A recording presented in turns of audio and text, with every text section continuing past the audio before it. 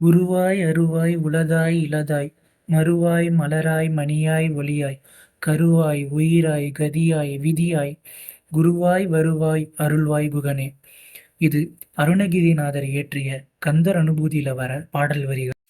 இன்னைக்கு வீடியோ திருவள்ளூர் மாவட்டத்தில் இருக்கிற சின்னம்பேடு என்று அழைக்கப்படுகிற சிறுவாபுரி அப்படிங்கிற ஊர்ல இருக்கிற ஸ்ரீ பாலசுப்ரமணியர் திருக்கோயிலை பத்தி தான் பார்க்க போறோம்.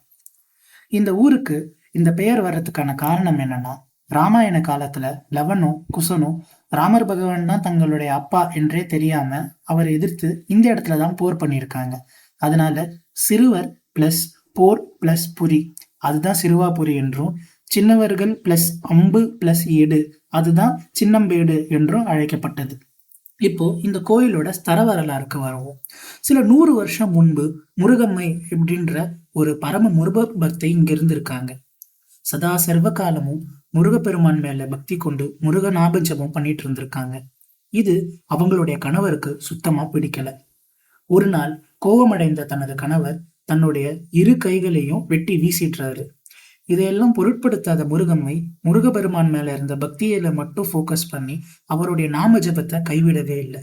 முருகம்மையோட பக்தியை மெச்சின முருகப்பெருமான் அவருக்கு காட்சி தந்து தன்னுடைய இரு கைகளையும் ஒட்டி வச்சிருக்காரு. இது நடந்த உண்மை. இப்போ கோயிலோட அமைப்புக்கு வருவோம். மூலவர் பாலசுப்ரமணிய பெருமான், உற்சவர் வள்ளி மணவாள முருகன். இங்க இருக்கிற பிற சந்நிதிகள் அண்ணாமலையார் மற்றும் உண்ணாமுலையம்மை. அது மட்டும் இல்லாம முருகனிடமே தோன்றி அவனிடமே ஐக்கியமான அருணகிரிநாதர். இந்த கோயில் முருகருக்கு மயில் வாகனம் மரகதத்துல செஞ்சதுனால அதோடைய பெயர் மரகத மயில்னே ஆயிடுச்சு. அருணகிரிநாதர் இந்த கோயில்ல வந்து பல காலம் தங்கி இருக்காரு. பல பாடல்களையும் பாடியிருக்காரு. அதுல ரொம்ப குறிப்பிடத்தக்கது அர்ச்சனை திருப்புகழ் என்கிற பாடல். இந்த பாடலை முறைப்படி ஓதினா வேண்டியது கிடைக்கும் என்றது ஐதீகம். ஓகே, இப்ப கல்யாண பரிகாரத்துக்கு வருவோம். கல்யாணம் ஆகாத ஆணோ பெண்ணோ 6 வாரம் செவ்வாய்க்கிழமை இந்த கோயிலுக்கு வரணும். இதுல பல வேரியேஷன்ஸ் இருக்கு. பட் எனக்கு தெரிஞ்ச தகவலை நான் இப்போ உங்ககிட்ட சொல்றேன். முதல் வாரம் வரும்போது 3 மாலைகள் வாங்கிட்டு வரணும். அந்த 3 மாலையில 2 மாலை வள்ளி மணவாளன் முருகனுக்கும் வள்ளி அம்மைக்கும், பிளஸ் ஒரு மாலை நீங்க அதை வந்து கழுத்துல போட்டு விடுவார் அர்ச்சகர். அது போட்டபடியே வந்து முருகரை பிரார்த்தனை பண்ணி நமஸ்காரம் பண்ணிக்கணும். அது மட்டும் இல்லாம 2 எலுமிச்சை பழமும் வாங்கிட்டு வரணும். அதுல ஒண்ணு வந்து சுவாமி கிட்ட வச்சுட்டு உங்ககிட்ட கொடுத்துருவாங்க. நீங்க வந்து வீட்டிலேயே வச்சுக்கலாம். இந்த ஒரு மாலையை எடுத்துட்டு வந்து நீங்க வீட்டிலேயே வச்சிருக்கணும். அந்த ஒரு மாலை காஞ்சி போனாலும் பரவாயில்ல.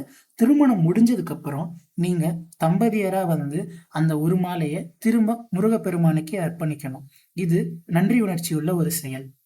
மித்தம் இருக்கிற 5 வாரமும் ஒரு முழம் மல்லிப்பூவும் 2 விளக்கும் போட்டு முருகப்பெருமான பிரார்த்தனை செஞ்சா 6 வாரத்துக்குள்ள திருமணம் கைகூடும் அப்படிங்கிறது ஒரு மிகப்பெரிய நம்பிக்கை. அவ்வளவுதான் ஃப்ரெண்ட்ஸ் இந்த வீடியோ உங்களுக்கு பிடிச்சிருந்தா லைக், ஷேர், சப்ஸ்கிரைப் பண்ணுங்க. திரும்ப அடுத்த வீடியோல சந்திக்கலாம்.